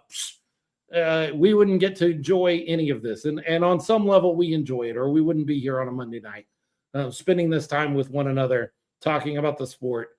If we didn't enjoy it on some level, there are other things that you could have gone and done. But you're here and you're talking about the Gunslingers with us. None of that exists without Don and Pam. So we appreciate you guys, everything that you guys do for Gunslinger Nation and for Gunslinger fans. Behind the scenes, Philip, real quick, did you get the message from Chase? Okay. Nope. Okay. Let me forward that over to you. Go ahead. Go ahead and keep going with your thoughts. So Michael Benjamin is giving you a laughing, crying emoji. Yeah. I imagine there's a lot of laughing, crying as a Jets fan. One of these days you feel like just the odds will be in the favor for Jets fans and Browns fans, and heck, maybe even Cowboys fans. Maybe one of these days we will. Is that the guy that does the play-by-play? Yeah. Oh yeah. Voice. Yeah. Send Chase the link so he can send it on to Joe. Okay, we'll do. That would be cool. That'd be great. Yeah. So what were we talking about? Oh, the NFL. You just think the law of averages will work out, that they will just have a successful season at some point. At some point, you make the playoffs. At some point, you get to a championship game, a conference championship game, maybe a Super Bowl. Doesn't it have to happen somewhere along the way? Jordan Stubing saying, just want to say thank you to Smoky Guns crew and all of our super fans. You guys make it worth it through the peaks and valleys. We genuinely love and appreciate you. Jordan, goes both ways. We really do appreciate all the work that you and April do, and all of your crew. I mean, I know it's not just you and April. I know that there's a whole crew of people that do that work, and we always point to you and April because you are spearheading that. But after a great, let's see, Michael Benjamin says, after a great NBA season, I'm ready for the NFL. And Michael Benjamin says, Leo. Yeah, can't argue with him there. His Knicks won the championship. So, yeah. Congrats. Well, and again, you said before the finals that you were excited with how far the Spurs had gotten because you felt like it was a year or two premature, and the fact that they were ahead of things, that far ahead of things, felt good. Now, as you went through the finals, as any fan would be, you want to win the finals, and so of course. That's a disappointing thing when you get there and you don't win. But I got to imagine Spurs fans feel good about the future. feel better about the future than some other franchise fans. Like, I don't know, just picking one out of a hat, Dallas Mavericks fan. Although, who knows? Cooper Kupp, we just got another number one pick in trade yesterday. Who knows? Maybe the Mavericks are going to make something happen.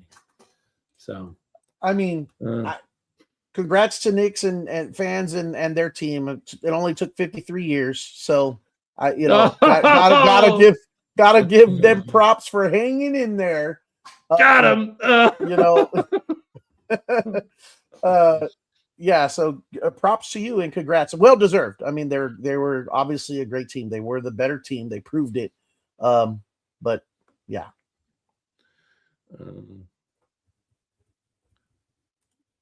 Well, here we go. He has been the voice that you've heard on the broadcasts for the San Antonio Gunslingers a lot this season. But I'm not going to butcher his last name because I know what it's like to have a last name butchered. And Joe, I'm just going to call you Joe, and you're going to tell me how to say that so that I don't mess it up too bad. How hard is it to say Higginbotham? Oh, you would be surprised, my friend. No, I get it. I mean, I get people butchering my name all the time, and after a while, I'm like, "Is that how you say it?" I'm like, "Absolutely," and I just keep going on. Yeah, sure, that's how you said it. Yes. If I took a guess at it, it would be Pequeno, but that's boom. probably wrong. What do we have for him, Johnny? Good so job. How many of the Gunslingers games, both here in Freeman, here in San Antonio, and on the road, did you get to call this year? Do you happen to know?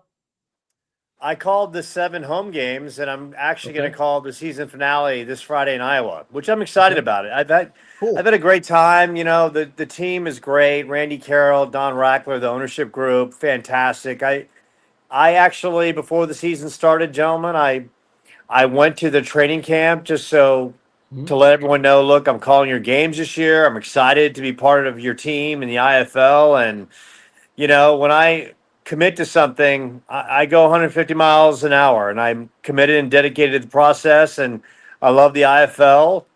Jared Whitman, the president, Todd Tryon, the commissioner, they gave me the opportunity. I love everything about the league. It's great entertainment, and it's been a blessing to call games for the Gunslingers. Yeah. What have you seen? You've watched the team all season long. What have you seen from that vantage point? By the way, I'm very familiar with your vantage point. The 2 years before the IFL took over the broadcast, me and Ralph Judkins were the ones that would call Gunslinger home games. So I got to sit up there in that you talked about yesterday in the rafters. It legitimately is in the rafters. In fact, I would often reach up and grab one of those guide wires for the rafters and hold on to it as I was calling, doing the color commentating for the games. Yeah, well, if I ever need to like pull some cobwebs, all I got to do is like reach my hand up and grab a couple from the top, right? Yeah, it's not exactly a new building. No. But you know, the building's got character. I mean, over the course of time, built in 1949, it's housed rodeos, sporting events, Kiss, the Rolling Stones, Elvis Presley, indoor football. So it's got a lot of character to it. And I think, you know, at some point when the team starts going the right direction, you know, everyone wants a winner and everyone's going to support a winner. I think it's just a matter of time if and I know the ownership is committed to that the people will come. And I mean, look, football in Texas, it's like barbecue and breathing. You know, they go together. Yeah. Barbacoa and Big Red. Yes. Just pour on the barbecue sauce, right? Yeah.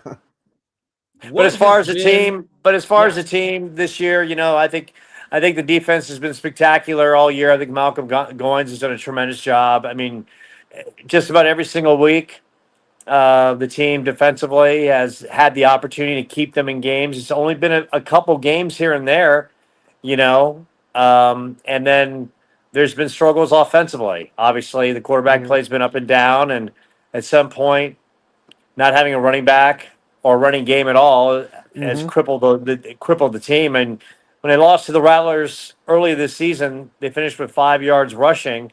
Well, the game yesterday, I think it was late in the fourth, they had 5 yards rushing. I announced that. So it's like you can't play the indoor game, or at least in the IFL, without a consistent running game. If you look at your top tier teams in the West, you know, Vegas, Antonio Wimbush, the Rattlers, they throw Kamani Clark and Ron Brown Jr. at you.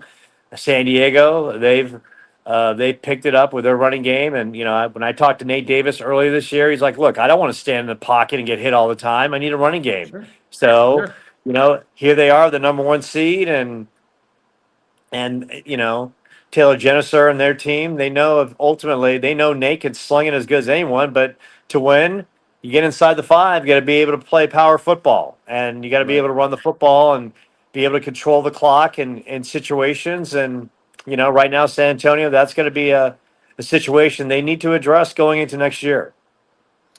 Yeah, I agree.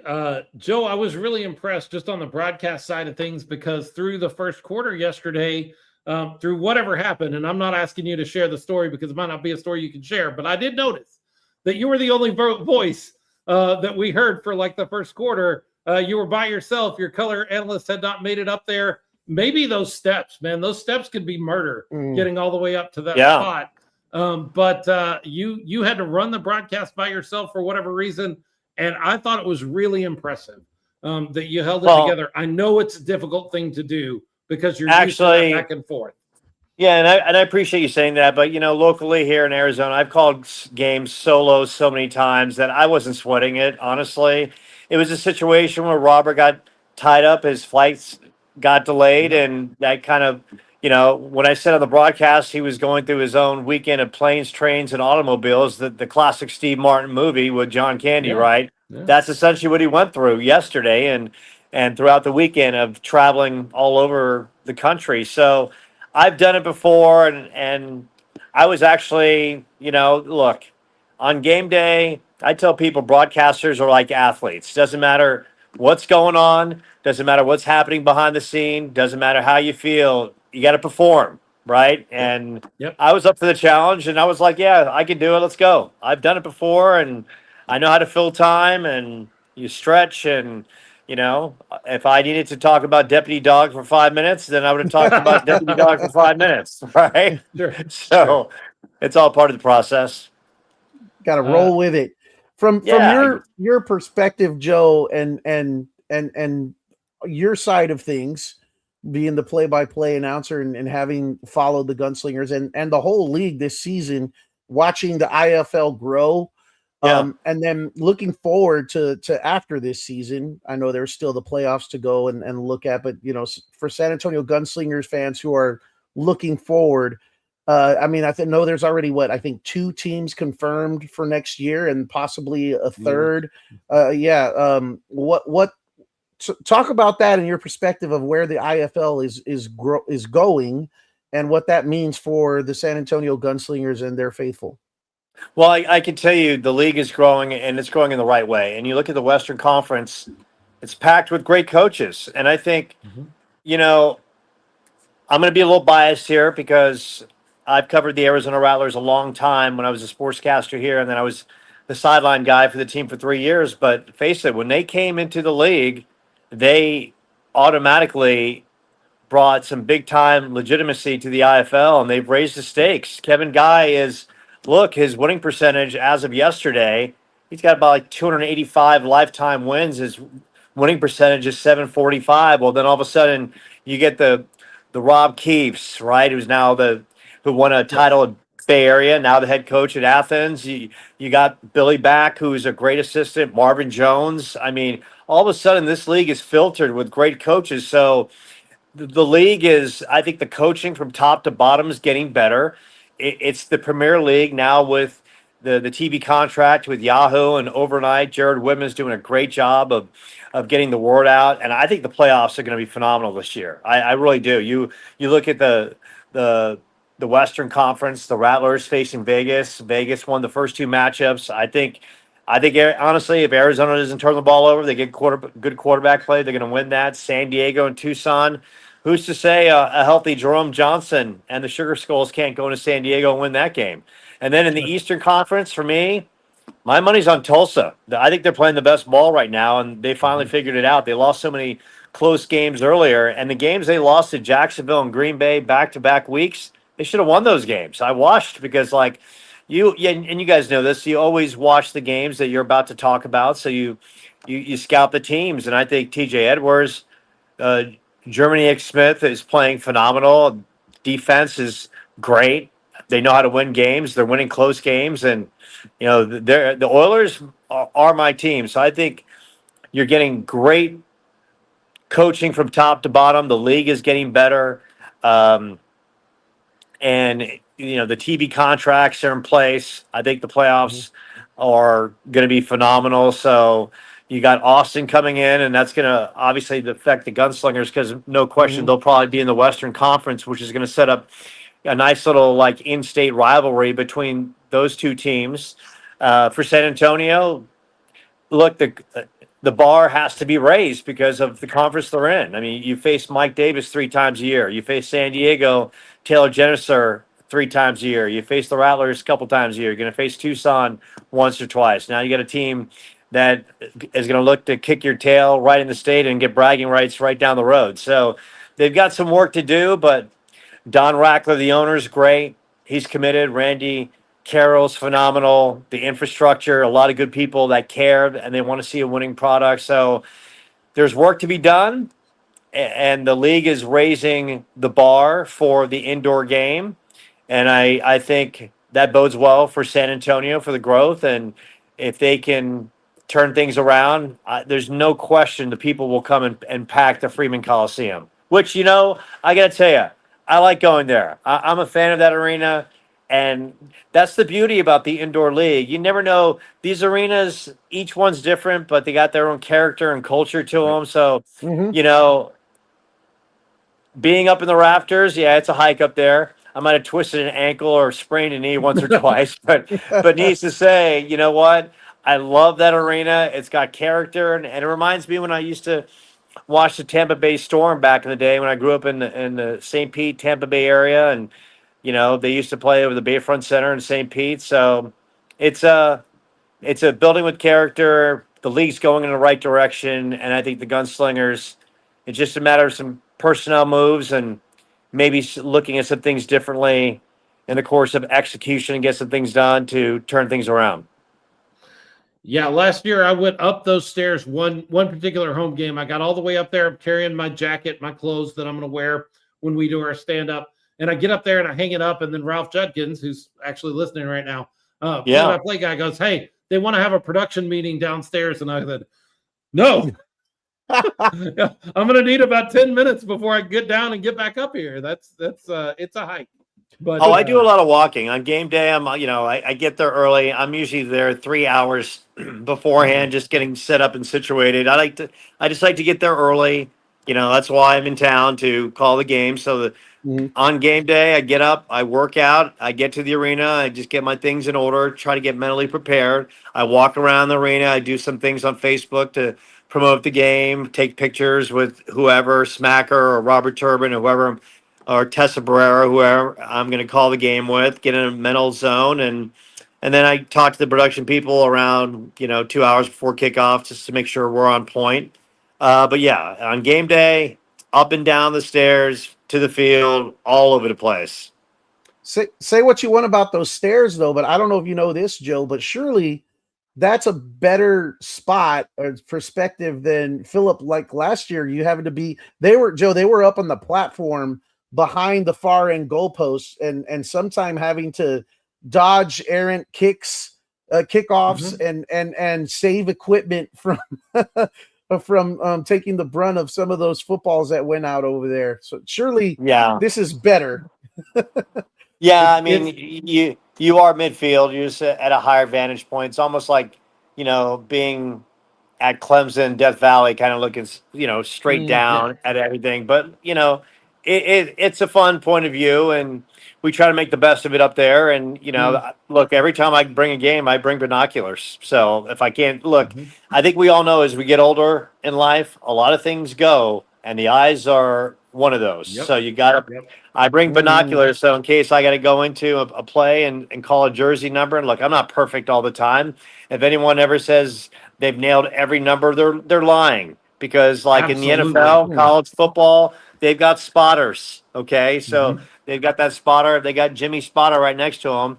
And when Jimmy's not drinking his whiskey, he's making sure he's calling the watching and giving you every number possible, so you get it right on the air. So we do the best we can from that vantage point, but I have so much fun calling these games. I mean, it's like it's really a blessing for me because I paid dues in the league with 3 years of being on the sidelines for the Arizona Rattlers, and then finally to be getting to call games this year is great. And I've parlayed it this fall. I'm going to be calling college football as well, so I'm Great. really Very I'm cool. really excited about that. And um, everything is about the next step, the next ability to ascend and keep going up and on. And, Jonathan Bain told me something once that I really appreciate.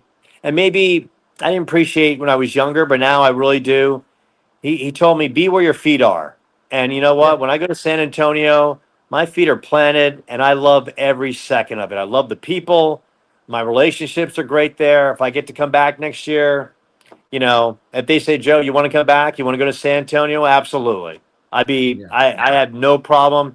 I love the hotel where I stay at. Stay at the Jewelry right by the hotel. They got free Sure. breakfast. They got free dinner. They got a Mm. workout facility. The people there are great. And I love coming to San Antonio. I really do. It's a great town and good people. And um, it's a great experience. Both Ralph and I were glad we were not calling the game 2 weeks ago when it was Patriot night. The numbers on those jerseys with the red white stripe on the second digit, from your perspective, had to be a rough call. I really appreciate how many of those you were able to grab onto and as quickly as you were, because you're right, you don't have a spotter. You're doing it all on your own up there, and from that perspective, even with binoculars, those particular digits were probably a little hard to read at times. Yeah, well, just so you know how I go about it, I memorize the rosters of the team. Yeah.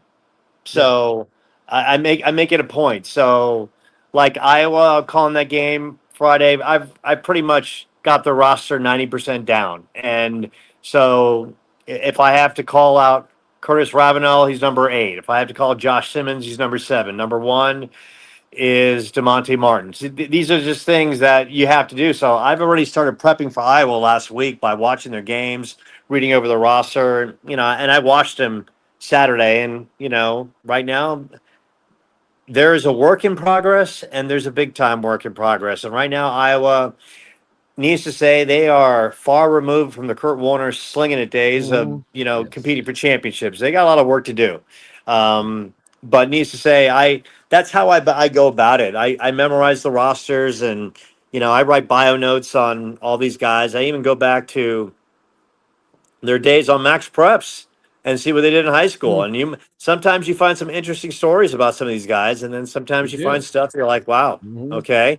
I mean, everything is it's out there for the public to read. So I enjoy researching about people, and that's the one thing about being a play-by-play guy is that I enjoy getting on the computer and doing my homework and digging in to see if I can find anything interesting. And if I do, I mean, like I'll give you an example. Deion McShane, he still holds like the 300-meter hurdle record in Northern Iowa on the high school circuit, and Mm. he played he played in the Giants organization, and he felt he had a great camp. And you know what happens for, unfortunately, a lot of these free agent guys is that the NFL, these GMs, I mean, the ability to take chances on good free agents that stick are few and far apart. The Brock Purdy's who get drafted as a 7th pick,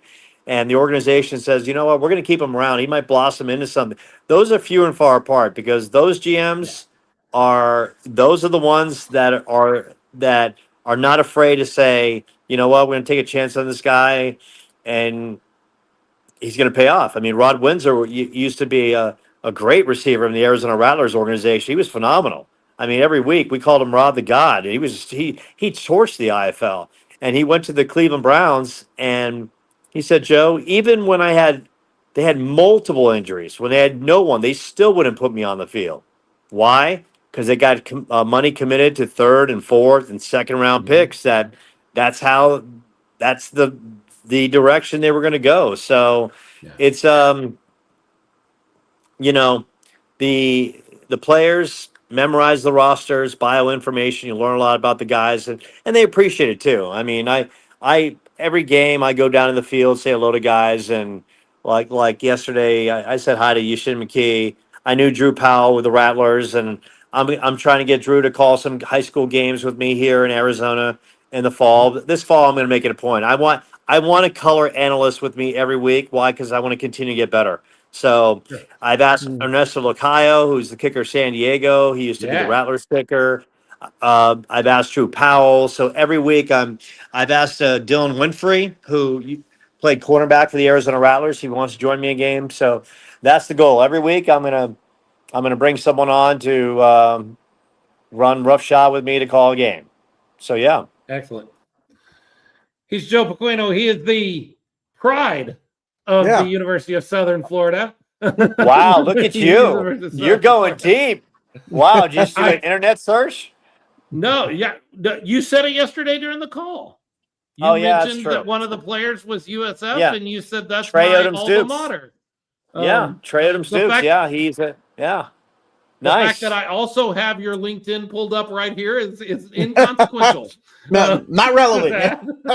Yeah. Well, you got the nice backdrop of New York City. I took that in January while I was there. Yeah, with my wife and daughters, and for sure. Joe, it's been a pleasure. I haven't been able to get out to San Antonio a lot this year. I had a big move. We moved from South Texas all the way up to North Texas, and so I have been locked into the broadcast a lot instead of getting to enjoy the games in person. And so I've spent a lot of time with you, and I've listened to a lot of the pride of is one of those things that's kind of a Joeism. You like to throw that in there a lot. And so I wanted to make sure I use that as we spent some time together. Coach Jonathan Bain checking in with us says Joe is the ultimate pro. It's been beyond a blessing to get to work with you this season. And I would echo that. I really haven't been impressed. When we began this season, we didn't know what the league had in store for us as far as commentators. And I think there was some concern that they would just throw anybody they could in the booths that maybe had a name. And would they do the work? Would they know the game? And you have been exactly what I would hope for as a fan. Somebody that does the work, knows the game, has paid their dues, not just a commentator with needing a job on a particular Saturday, but a guy that actually loves the game, enjoys the game, and brings the game in a different aspect, in a different way to the folks watching on the broadcast. I really appreciate what you've done. Well, I got to tell you, it means a lot that you say that. I get chills when you say that, and I mean that sincerely because I care, first and foremost. I care to do a good job. I go in this world of broadcasting where I'm trying to ascend. I'm very loyal. So I'm loyal to Jared Whitman. I'm loyal to the good people, the San Antonio Gunslingers. They need something I just got off the phone with Randy Carroll about maybe 40 minutes ago. So for the fans in San Antonio that have dialed in and have enjoyed me, I want them every time that they dial in that I do my job to entertain them, to inform them, and make it part of their Saturday where they're like, man, let's go watch the Gunslingers. Let's listen to Joe. Let's have a great time. And I think as a broadcaster, I think it's our job to entertain, keep the ship rolling, have fun with it, and realize at the end of the day, we're not trying to put a man on the moon.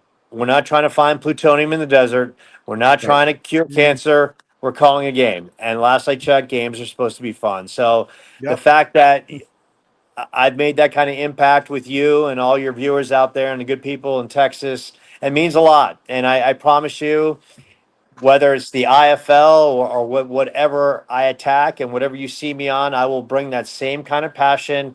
And I got to tell you, as long as the IFL will have me, I'm part of the IFL. Yeah. And I mean that sincerely. And a lot of people will say, just a road stop. Nah, I really enjoy the league. I do. I like what it's about. And, if whether it be I'm calling games in Texas, I called a game in New Mexico this year as well. And wherever I am, that's where my feet are. I'm going to make the most of it. But Texas and the Gunslingers, like I said, special place in my heart, and it's always a blessing when I'm I go to Terminal 4 at the Phoenix Sky Harbor. I'm hopping on a plane, whether it be Southwest or American Airlines, and I'm getting dropped off at the San Antonio airport. It's a blessing. Yeah. Well, Ralph Judkins, who was, again, play-by-play for the last 2 years before the league grabbed onto the broadcast, says, hey, if we had to get replaced, we'd want it to be you, Joe, because you care. It comes across in your broadcast. It comes across in your call that you care about what you're doing, and you're doing it. You're doing a great job. We really do appreciate. I appreciate, as somebody who's had to tune into the broadcast more than I wanted to, because I would have loved to have been there in the Freeman Coliseum. I really appreciate somebody that cares. Well, fellas, it's a big deal. Yeah, and I think it's great that the fans are passionate about it, and I share their passion with them, and I appreciate you having me on. I know this was kind of a last second call, and Yeah. I wanted to just I haven't been on your show this year, and I know you've had it, and I've been meaning to, and anytime you want me on or you want to talk the playoffs, please let me know, and I can always pop back in because I'm excited for the playoffs. I think the Western Conference playoffs are going to be great. Like I said, I think. Green Bay hasn't really played a lot of playoff teams. I think of their schedule, they've played 6, and Tulsa is the best team in that conference, and they can go in Green Bay and win that game. I'm positive they should have beat them. Tough. Tulsa's great. They're playing great, and they've got it all together. And as long as they can run the football, and TJ Edwards doesn't, look, ultimately playoff football is like anything else. You take care of the football, you play defense, you play smart, you're going to win. If you don't, then you'll lose. And if TJ Edwards has good games, they're going to move on. If for the Arizona Rattlers, if Max Myler doesn't turn the ball over 1,000 times, I think they're the team to beat. 4 straight wins, and of their 9 title appearances under Kevin Guy, they won 5, and 5 of them they had to go on the road to win those. So, sure. I mean, and for Kevin Guy, he's a guy that has his team playing well at just the right time. But Mike Davis and crew, they're going to be at home, and and look, the animosity. Those two teams don't like each other, so it's like that kind of boiled over earlier this year. We get to see those two teams slug it out again, and I use that euphemism. Maybe not a euphemism. They may actually slug it out. Well, the Rattlers had 14 penalties yesterday. A lot of those were unsportsmanlike, and that was against San Antonio. Imagine against Vegas. I mean, but basically between both teams, it's going to be a matter of who can maintain their poise and calm in that collective 60 minutes to see who wins that game. Right, exactly. Well, Joe, we'll let you get on with the rest of your evening. We're going to go ahead and sign off here. We're getting toward the end of the show. We really appreciate you coming on. Thanks for joining us. With us. It has been a pleasure. To listen to you call the games this season. Thank you. Have a great night. Appreciate you having on, and appreciate all you do for the Gunslingers. Thanks so much, Joe. Thank you. He has been the voice so much. Oh, I'm sorry. I think I cut him right off. I didn't mean to do that, Joe. He's been the voice of the Gunslingers practically all season long, and we've really appreciated everything that Joe brings to the broadcast. I appreciate it.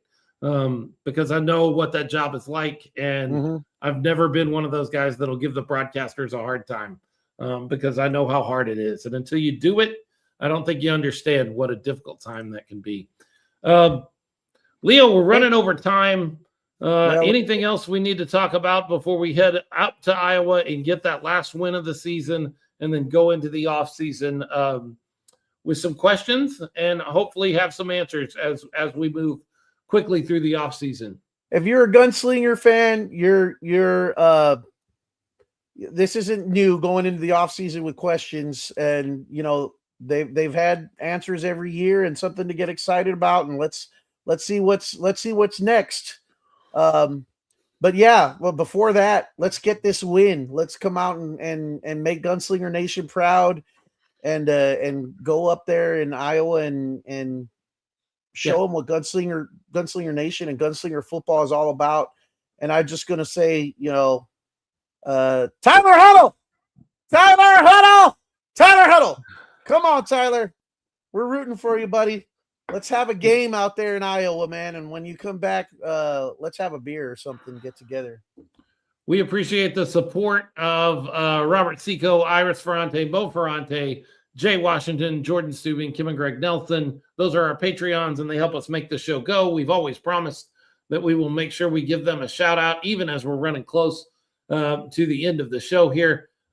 We appreciate all of them and all the work they do to help us pay the bills and keep the show on the air. When you're looking for the best indoor football experience, you don't have to go to Des Moines, Iowa. You don't have to go over to Jacksonville or up to Green Bay. And heck, if you never want to go in the Desert Diamond Arena, I realize Joe's a fan of the Rattlers and he's spent some time with that organization. But if you don't ever want to go to Desert Diamond Arena, we understand, because the best indoor football experience, when it comes to that, the 210 has got something to say. Bang, bang. Thank you so much, folks. Glad to be with you guys.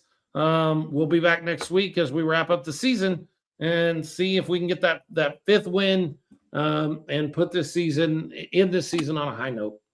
Appreciate everybody. Thanks so much for checking in with us.